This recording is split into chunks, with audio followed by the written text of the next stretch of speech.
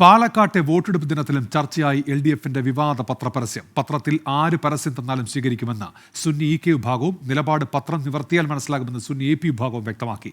പരസ്യത്തെ എതിർത്ത് പ്രതിപക്ഷ നേതാക്കൾ ഇന്നും രംഗത്തെത്തിയെങ്കിലും നടപടിയിൽ തെറ്റില്ല എന്നായിരുന്നു CPIഎമ്മിന്റെ നിലപാട്.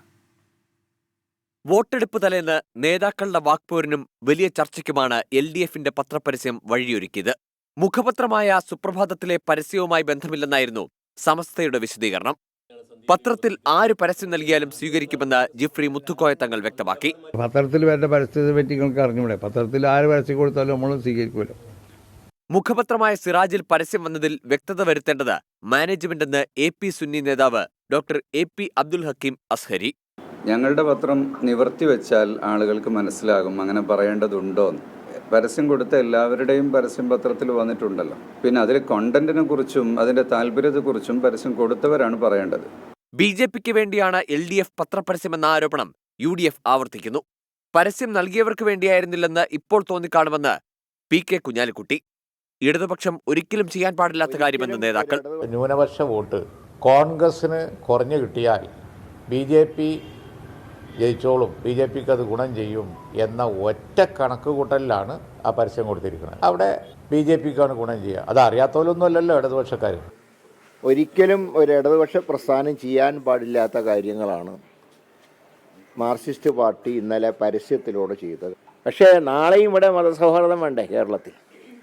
അതിൻ്റെ കടക്കൽ കത്തിവയ്ക്കുന്ന പ്രസ്താവനയാണ് ഇടതുപക്ഷ മുന്നണി എന്നുള്ള പേരിൽ ഈ രണ്ട് പ്രമുഖ പത്രങ്ങളിൽ വന്ന വാർത്ത എന്ന് പറയുന്നത്.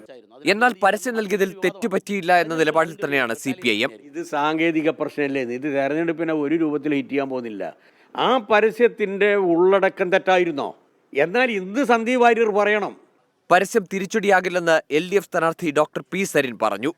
പത്രപരസ്യത്തിനെതിരെ തെരഞ്ഞെടുപ്പ് കമ്മീഷനെ സമീപിക്കുമെന്ന് UDF വ്യക്തമാക്കിയിട്ടുണ്ട്. ഉപതെരഞ്ഞെടുപ്പ് കഴിഞ്ഞാലും പത്രപരസ്യം രാഷ്ട്രീയ ചർച്ചയാകുമെന്ന് ഉറപ്പ്. News desk 24. സുപ്രഭാതം പത്രത്തിലെ വിവാദ പരസ്യത്തിൽ വീഴ്ച സമ്മതിച്ച് മാനേജ്മെന്റ്. പരസ്യം നൽകിയതിൽ ജാഗ്രത കുറവുണ്ടായി. കുറ്റക്കാർക്കെതിരെ ഉചിതമായ തീരുമാനം ഉണ്ടാകുമെന്നും സുപ്രഭാതം മാനേജിംഗ് ഡയറക്ടർ അബ്ദുൽ ഹമീദ് ഫൈസി അമ്പലക്കടവ് അറിയിച്ചു. വിവാദ പത്രപരസ്യം സുപ്രഭാതത്തിന്റെ പ്രഖ്യാപിത നിലപാടിന് വിരുദ്ധമെന്ന് പത്രത്തിന്റെ വൈസ് ചെയർമാനും ഗൾഫ് എഡിഷൻ ചെയർമാനുമായ സൈനുൽ ആബ്ദീൻ പറഞ്ഞു. സത്യത്തിൽ അത് സുപ്രഭാതത്തിൻ്റെ പ്രഖ്യാപിത നയങ്ങൾക്കെതിരെയാണ്. സന്ദീപ് വാര്യരുടെ ചേഞ്ച് മാറ്റം എന്തുകൊണ്ട് ഉൾക്കൊള്ളാൻ കഴിയുന്നില്ല? സത്യത്തിൽ ഇപ്പോൾ കൺവെർട്ട് ചെയ്യുന്നു ധാരാളം ആളുകൾ. നമ്മൾ എല്ലാ മതങ്ങളും പരസ്പരം സ്വീകരിക്കുന്നു. അതുപോലെ നല്ലതിലേക്കുള്ള ഒരു ചേഞ്ചിനെ ഉൾക്കൊള്ളാതെ ഇന്നലെ കൊടുത്ത ആ വാർത്ത, ആ അഡ്വർടൈസ്മെൻറ്റ് ആക്ച്വലി BJPക്ക് ഗുണകരമായി തീർന്നതെന്നാണ് എല്ലാ തരത്തിലുള്ള വിലയിരുത്തലും.